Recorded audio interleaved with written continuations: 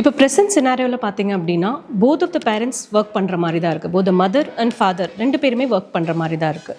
And இப்போ த organisation work setup எப்படி இருக்குன்னு பார்த்தீங்கன்னா எங்கேயுமே 9 to 6 ஜாப் கிடையாது. ஈவன் ஆஃப்டர் கம்மிங் ஹோம் நம்ம கால்ஸ் ஹேண்டில் பண்ணுற மாதிரி இருக்குது, மீட்டிங்ஸ் ஹேண்டில் பண்ணுற மாதிரி தான் இருக்குது. ஸோ இது என்ன ஆகுதுன்னு பார்த்தீங்கன்னா இட்ஸ் அஃபெக்டிங் போத் பேரண்ட்ஸோட ஒர்க் லைஃப் பேலன்ஸும் அஃபெக்ட் ஆகுது, சைல்டோட குவாலிட்டி ஆஃப் லைஃபும் வந்து இதில் அஃபெக்ட் ஆகுது.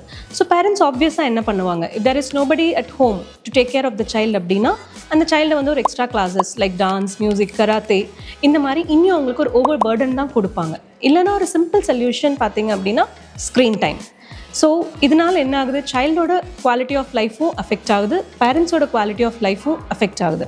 இப்போ நம்ம யூரோப்பியன் கண்ட்ரீஸ் எல்லாம் பார்த்தீங்கன்னா அங்கே ரூலே இருக்குது, தட் இஸ் இந்த டைமுக்கு மேலே ஒர்க் பண்ணக்கூடாது அப்படிங்கிற மாதிரி ஒரு ரூலே இருக்குது.